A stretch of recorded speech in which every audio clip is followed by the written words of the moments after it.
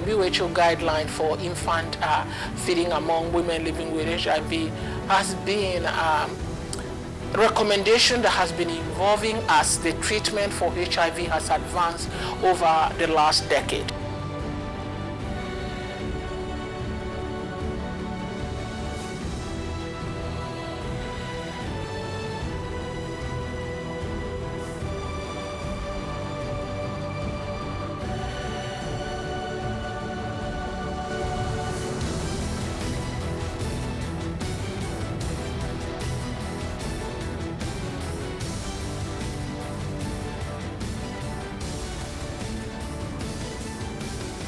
In the U.S. is the mothers aren't to breastfeed, they're the formula feed. Other developing countries, the mothers are to breastfeed if they don't have accessible to them formula.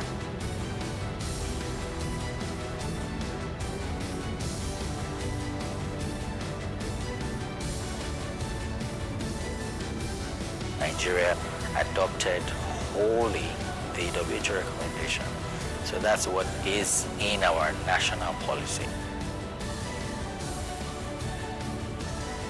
And in Canada, you have women who have migrated, say, from Nigeria and some other African countries that have actually been practicing exclusive breastfeeding. And now they come to Canada, they're told they cannot breastfeed.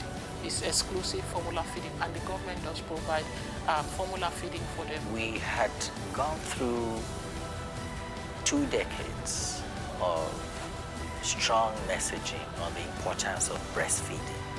Breastfeeding is good for you. The hospitals are labeled baby-friendly, meaning exclusive breastfeeding.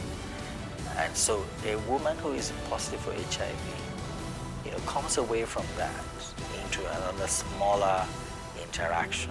After hearing all that, she's been told, well, you may not exclusively breastfeed because of your condition. So you see that mad confusion comes. So there's a conflict there in the different policies, and with immigration being high in this country, people do come from other countries and they can find it conflicting of in their country they can breastfeed, but then when they come here, they can't. If you are coming from the country that they allowed you to breastfeed, and you come, you said, no, you are not allowed.